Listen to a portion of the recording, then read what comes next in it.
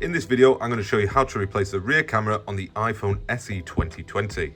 Begin by powering down the device.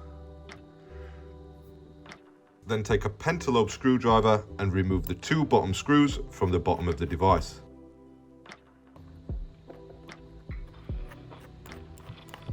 These never stick with the magnet, so take some tweezers just to pull them out. With those removed, take a single-sided razor blade and create a small gap between the plastic bezel of the screen and the chassis of the device, and then pry upwards to create another small gap just big enough for the guitar pick to fit in, and then slide it up along the right hand edge,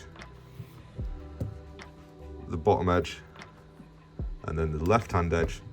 We're only going in about 1 millimeter, 2 millimeters with this, just enough to lift the screen away from the chassis.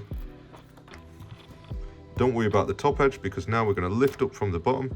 Give the screen a little wiggle from side to side. You don't have to be just be gentle when you're wiggling it, and then lift up and open the phone like opening a book from the back cover.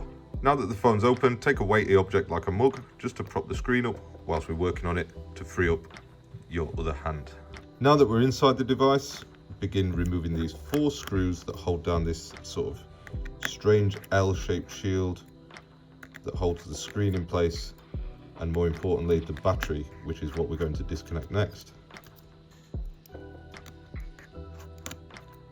Once they're removed, take some tweezers and carefully lift up the shield to remove it and keep it safe for later.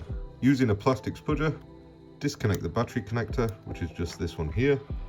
Then use the spudger again to disconnect the screen flex cables too. Moving up to the top of the device now, you need to remove the 2 crosshead screws which hold down the ear speaker and front camera sensor.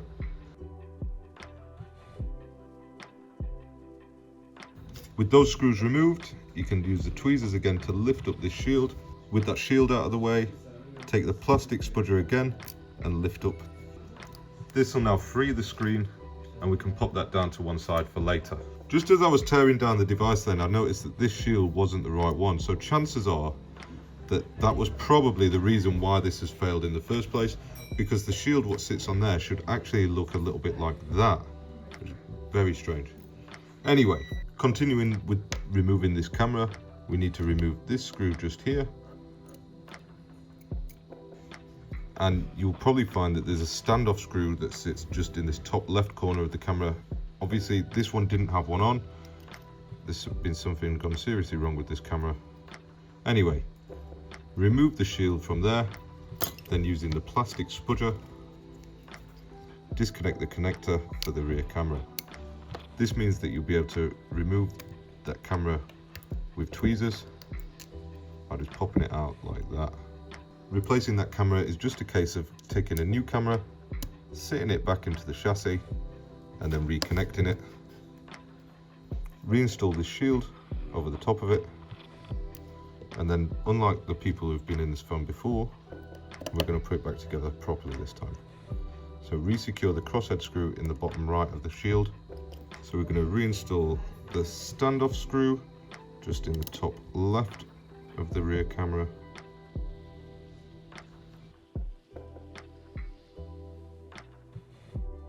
It's important now to make sure that the chassis of the phone's clear and free of the old adhesive, so that we can install a fresh adhesive seal to the edges of the device.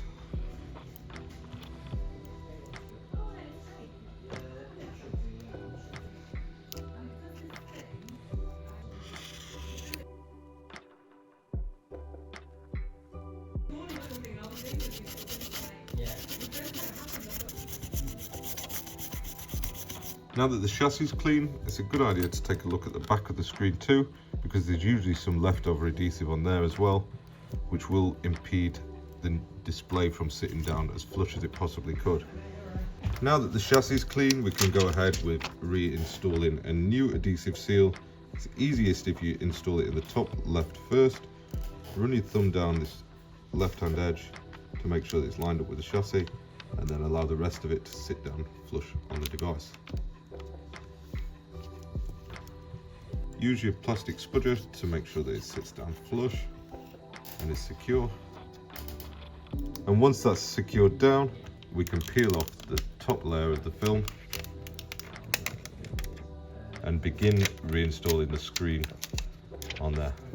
Now we'll go ahead with reinstalling the screen. First of all, connecting the connector for the home button, then the touch and LCD. Then we'll move back up to the top and reconnect the front camera flex cable and pop the mug just behind the screen again to stop it tipping over whilst we reinstall those screws. This time around, we're going to use the right shield for the job.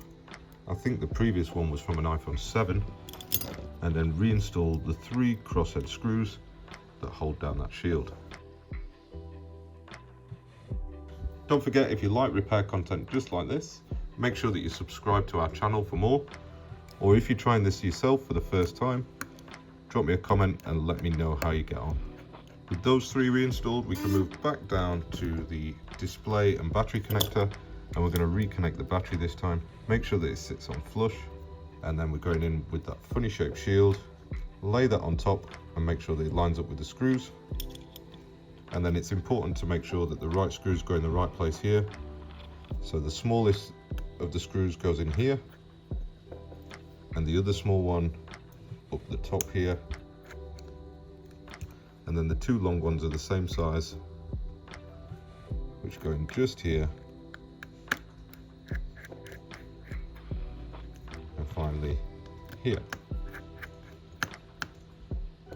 We can now close up the phone the same way that we opened it, and then to reattach the screen, we're going to go in at the top first, apply pressure on this left hand edge to make sure that it sits in, and the same on this edge, and then re-secure those 2 pentalobe screws in the bottom of the phone.